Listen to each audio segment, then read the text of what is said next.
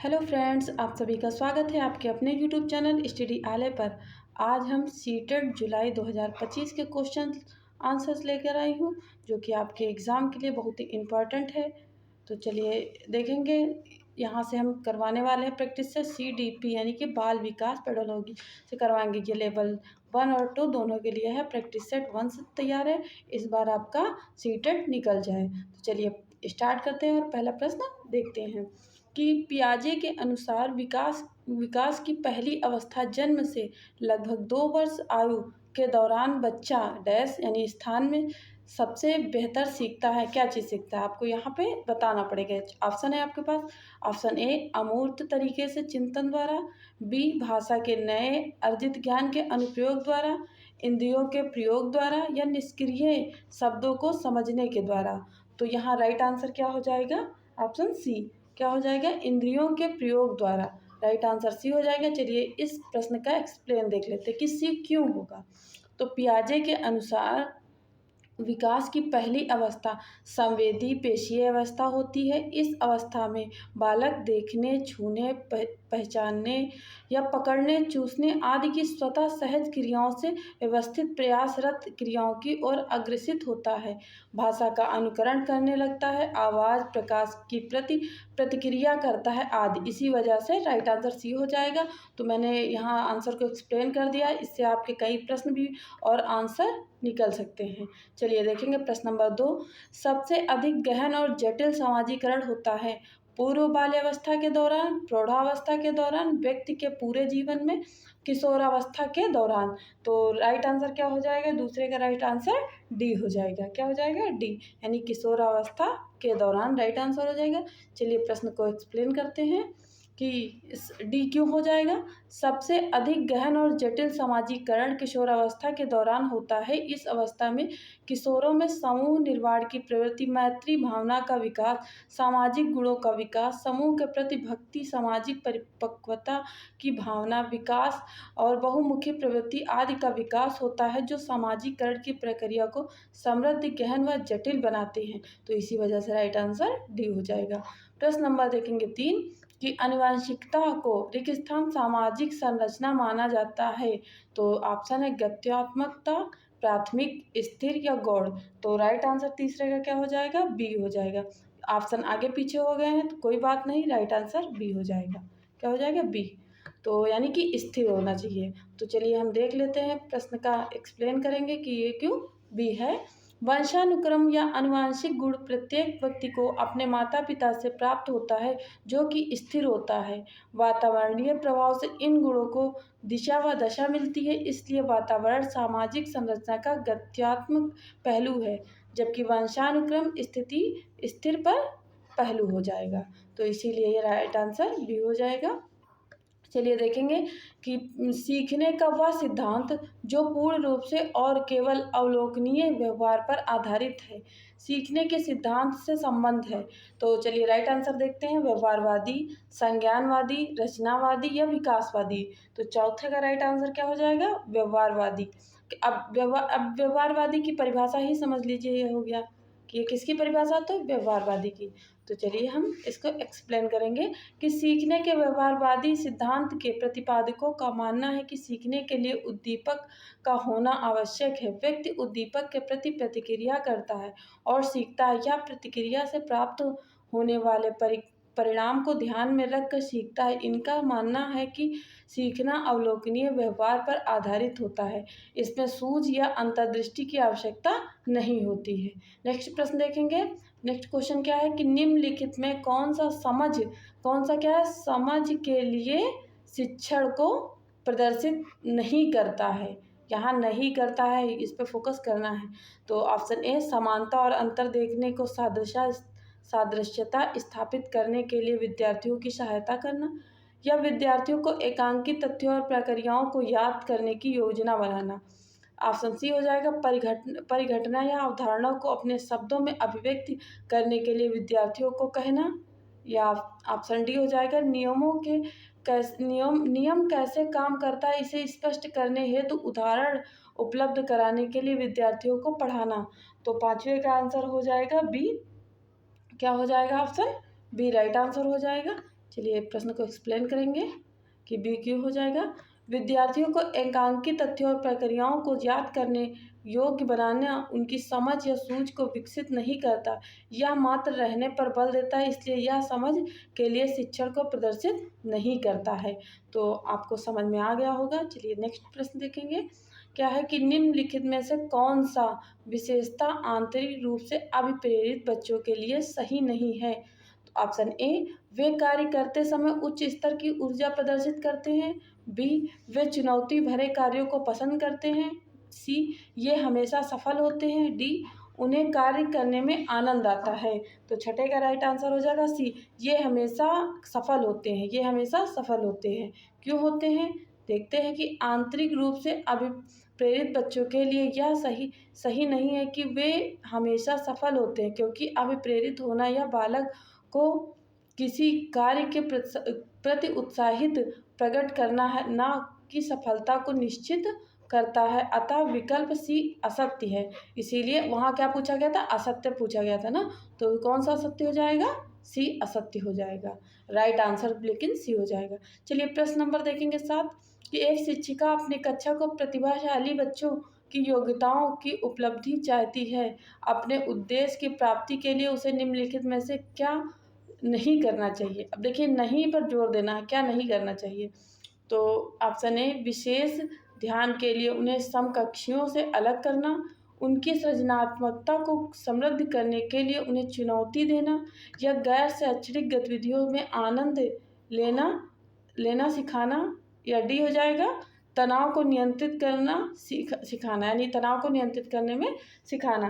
तो 7वें का right answer A हो जाएगा। क्या हो जाएगा, ए, विशेष ध्यान के लिए उन्हें समकक्षियों से अलग करना। अब देखते हैं क्यों हो जाएगा भाई। प्रतिभाशाली बच्चों को योग्यता के उपलब्धि के लिए यह जरूरी नहीं कि उनको कक्ष से अलग बैठाकर उनके समकक्षियों को दूसरे कक्ष में बैठाया जाए, इसीलिए राइट आंसर ए हो जाएगा, क्योंकि वहाँ पूछा गया था कौन सा नहीं है, तो यही ए नहीं होगा।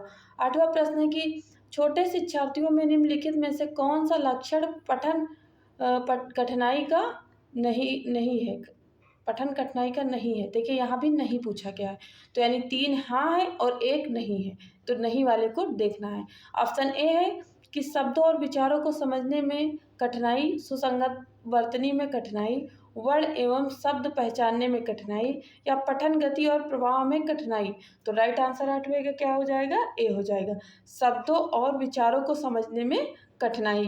तो राइट आंसर ए। चलिए एक्सप्लेन करेंगे इसको कि छोटे शिक्षार्थियों के पठन के लिए यह कठिनाई नहीं है कि वे शब्दों और विचारों को समझने में कठिनाई हो रही है।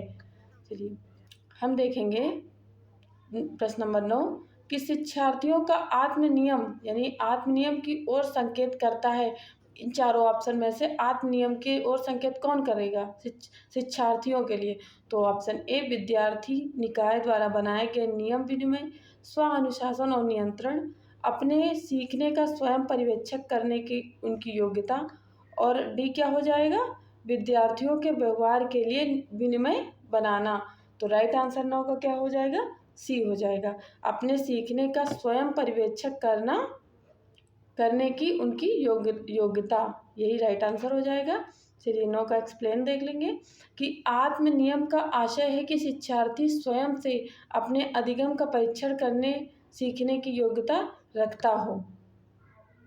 तो आगे देखेंगे प्रश्न नंबर 10 कि निम्नलिखित में से किस कथन को सीखने के लक्षण के रूप में नहीं माना जा सकता। तो व्यवहार का अध्ययन सीखना, अनअधिगम भी सीखने का हिस्सा, सीखना एक प्रक्रिया है जो व्यवहार में मध्यस्थता करती है। आगे देखेंगे ऑप्शन डी, सीखना कुछ ऐसी चीज़ है जो कुछ अनुभवों के परिणाम स्वरूप घटित होती है।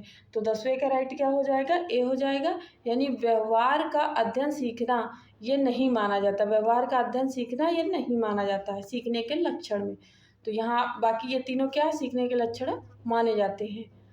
तो चलिए इसका एक्सप्लेन करते हैं कि व्यवहार का अध्ययन सीखना या किसी भी प्रकार से सीखने का लक्षण नहीं, क्योंकि व्यवहार का अनुकरण करके उसे सीखा जा सकता है, ना कि व्यवहार का अध्ययन सीखा जाता है।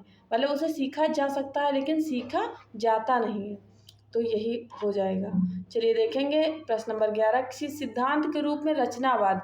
अब यहाँ सीधे पूछ लिया कि रचनावाद क्या है, तो आपको ऑप्शन देखना पड़ेगा। तो ए में है सूचनाओं को याद करने और पुनः स्मरण द्वारा जांच करने पर बल, शिक्षक की प्रभुत्वशाली भूमिका पर बल देता है, अनुकरणीय की भूमिका पर केंद्रित, या डी हो जाएगा दुनिया के बारे में अपना दृष्टिकोण निर्मित करने में शिक्षार्थियों की भूमिका पर बल देता है। तो 11 का राइट आंसर हो जाएगा, 11 का राइट आंसर डी हो जाएगा, यानी दुनिया के बारे में अपना दृष्टिकोण निर्मित करने में शिक्षार्थियों की भूमिका पर बल देता है। क्या? रचनावाद। क्या हो जाएगा? रचनावाद। चलिए इसका देखेंगे कि रचनावाद का सिद्धांत शिक्षार्थियों को दुनिया के बारे में सोच विचार का कर अपना दृष्टिकोण निर्मित करने की भूमिका पर बल देता है। प्रश्न नंबर 12, अब सृजनात्मक विद्यार्थी वह है। अब यहाँ सृजनात्मक शिक्षार्थियों के बारे में पूछा गया है। सृजनात्मक शिक्षार्थी कौन होते हैं? तो परीक्षा में हर बार अच्छे अंक प्राप्त करने के योग्य हैं, पास्चर या लेटरल चिंतन और समस्या समाधान में अच्छा है, या ड्राइंग और पेंटिंग में बहुत विलक्षण है, या बहुत बुद्धिमान है। क्या होगा? बहुत बुद्धिमान है। तो 12 का राइट हो जाएगा बी। क्या हो जाएगा? बी। पास्चर यानी लेटरल चिंतन और समस्या समाधान में अच्छा हो, जिसे हम क्या कहेंगे? सृजनात्मक शिक्षार्थी कहेंगे उसे। चलिए इसको थोड़ा सा एक्सप्लेन करेंगे कि सृजनात्मक शिक्षार्थी वह है जो पाश्चर्य चिंतन और समस्याओं का समाधान में अच्छा हो। कैसा हो? अच्छा हो। प्रश्न नंबर 13 देखेंगे कि अवधारणाओं का विकास मुख्य रूप से रिक्त का हिस्सा है, मतलब रिक्त स्थान की जगह क्या फिल होगा? तो ऑप्शन ए शारीरिक विकास, सामाजिक विकास, संवेगात्मक विकास, या बौद्धिक विकास। तो 13 का राइट आंसर क्या हो जाएगा? डी हो जाएगा, यानी बौद्धिक विकास यहाँ आ जाएगा रिक्त स्थान के पास। तो चलिए हम देखेंगे प्रश्न इसको एक्सप्लेन करेंगे 13 नंबर को कि अवधारणाओं का विकास मुख्य रूप से बौद्धिक विकास का हिस्सा है, क्योंकि किसी भी अवधारणा को सोचने के लिए उसकी छवि मस्तिष्क में बनानी पड़ती है, जिससे उसके बारे में सोचकर अपनी अवधारणा को प्रकट की जा सके। तो ये हो जाएगा प्रश्न का एक्सप्लेन। 14 नंबर प्रश्न देखेंगे कि व्यक्तिगत शिक्षार्थियों एवं दूसरे में भिन्न होते हैं, यानी यहाँ एक स्थान की जगह क्या आएगा? विकास क्रम या विकास की सामान्य क्षमता, बुद्धि एवं विकास के सिद्धांतों या विकास की दर। तो 14 का राइट आंसर हो जाएगा डी, विकास की दर, यानी कि यहाँ क्या आ जाएगा? विकास की दर आ जाएगा। चलिए एक्सप्लेन करेंगे इसको कि वैयक्तिक विभिन्नताओं का सिद्धांत कहता है कि प्रत्येक बालक को व बालिकाओं के विकास का अपना एक स्वयं का स्वरूप होता है। इनके सामाजिक, शारीरिक, मानसिक आदि का विकास दर भिन्न भिन्न होता है, इसलिए समवयस्कों में भी वैयक्तिक विभिन्नता होती है। तो ये हो जाएगा प्रश्न का विस्तृत भाग। आगे देखेंगे प्रश्न नंबर 15। देखिए ये लॉन्ग प्रश्न लग रहे हैं, लेकिन पेपर में ऐसे ही आता है, एग्जाम में जब ऐसा आएगा तो प्रैक्टिस पहले से ही बनी रहेगी। तो प्रश्न देखेंगे कि बच्चे के लिए उचित विकास को सुनिश्चित करने के लिए उसका स्वास्थ्य शारीरिक विकास एवं महत्वपूर्ण आवश्यकता है। यह कथन सही है, क्योंकि विकास क्रम में शारीरिक विकास सबसे पहले स्थान पर आता है। सही है, क्योंकि शारीरिक विकास के अन्य पक्षों के साथ अंतः संबंधित है। गलत है, क्योंकि शारीरिक विकास के अन्य पक्षों को किसी भी प्रकार से प्रभावित नहीं करता है। गलत हो सकता है, क्योंकि विकास नितांत व्यक्तिगत मामला है। क्या है? नितांत व्यक्तिगत मामला है। तो 15 का राइट क्या हो जाएगा? आंसर बी हो जाएगा। ये बात सही है, क्योंकि शारीरिक विकास के अन्य पक्षों के साथ अंतः संबंधित है, इसलिए राइट आंसर क्या हो जाएगा? ऑप्शन बी राइट आंसर हो जाएगा।